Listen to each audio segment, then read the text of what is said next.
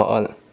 各位教授，大家好。没到过台南，不知道自己胃小；没到过台北，不知道自己钱少；没到过三峡，不知道台北大学这么好。我叫陈赞宇，来自淡水红树林，今年淡江大学毕业。我现在要讲的是前几天我和我朋友在面谈的对话。我觉得你可以买一双环保筷。傻眼，那样超不方便的哎。从小到大，父母、老师、媒体都有告诉我们环境的重要性，但是环保意识真的有落实于日常生活中吗？只有打过仗的士兵才能体会战争的可怕，那非得等到土石流冲走我们家，才能真正了解环境的重要吗？促成湿地生态旅游风气，形成新的生活方式。如果全民拥有一致的共识、一样的目标，一起透过亲身体验和环境教育，让心与这块土地产生紧密的连结，进而将环保意识落实于日常生活中，这将会是一个由内而外、有效治本的永续循环。我要做的不只是一个研究计划，我要做的是一个希望，一个离我们不远的未来。接着，我想请各位教授看一段影片。目前没有。没有红树林。红树林。台中那个高美湿地啊。高美湿地。我不大了解。湿的地吗？湿地不知道。我只知道大概像红树林那样子，那种沼泽地这样。地球的肺吗？地球的肾。哦，肾。小时候好像有学过，但现在也忘差不多了。对湿地了解大概是就像高中自己看到的图片那样，那实际的了解其实不太清楚。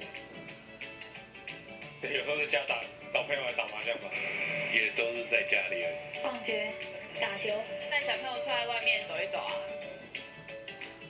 会啊。OK 啊。如果行程有趣的话，应该会考。可以值得大家玩乐的地方，或者是可以让我们有不一样体验的地方，就会去。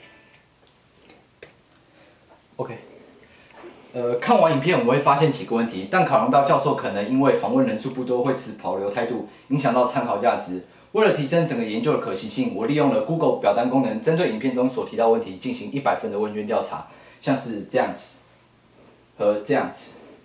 经过比对后，发现问卷的答案与影片大致雷同。综合以上影片采访和问卷调查，我发现了4个有待解决的问题。第一，民众对于湿地的重要性认知这一块非常不足。第二，即使以前受过教育，但因为没有亲身体验，导致共鸣感薄弱，长大后就没那么重视了。第三，因为社会没有这个风气，所以普遍不会主动安排大自然的行程。第四，如果内容有趣，部分民众对于湿地生态旅游是愿意买单的。相信解决以上4个问题，对于台湾湿地的利用与保育一定有更好的帮助。因此，我定了3个目标。首先，让湿地的重要性成为再平凡不过的基本常识。有了基本常识后，接下来打造健全的配套措施与政策。最后，推动风气，让全台湾民众从旅游中意识到环境的重要，进而改变生活的态度，再来带动相关产业的发展，达到经济与环境的平衡。研究流程第1步，架构规划。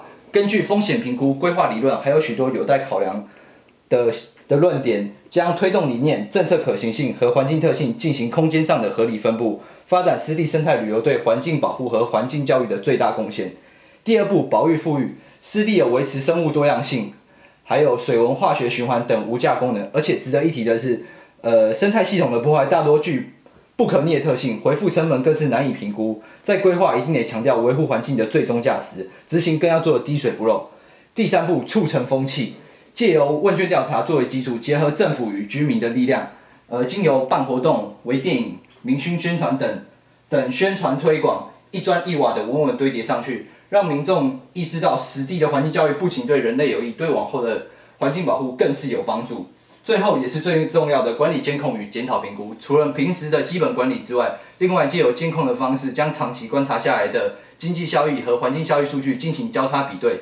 整理完的数据设计成问卷，让民众来评断整个计划是否得宜，是否有待改进。透过不断的检讨与改进，让湿地生态旅游往更好境界提升。而以下是我的研究方法。关于通识培养基础能力，例如有助于将来研究所需要的经济学、统计学。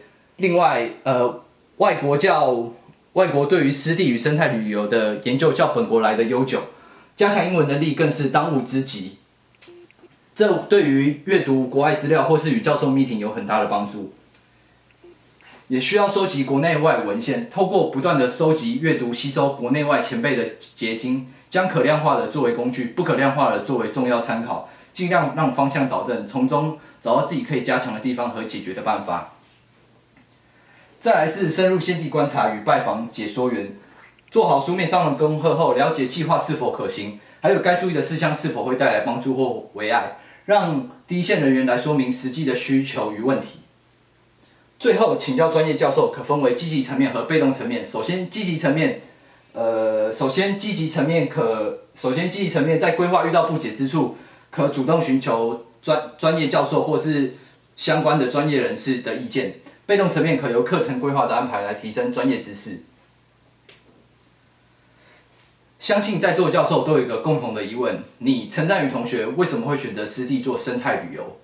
大家都知道，热带雨林有地球之肺的美誉，而湿地有地球之肾的美称。那民众知道湿地的重要性吗？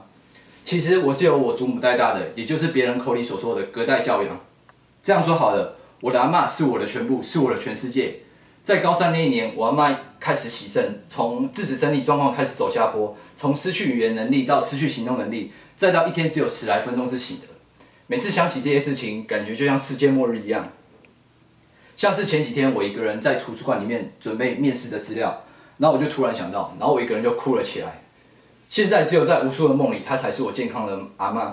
有时候我真的希望用我的健康换她的健康，用我的生命换她的生命。你问我为什么会选择湿地？因为我知道一个不健康的肾影响多么广，多么可怕。我已经失去一个健康的阿嬷，我比谁都不想看到我们在失去一个健康的地球。我的简报到这边，谢谢各位教授。没了。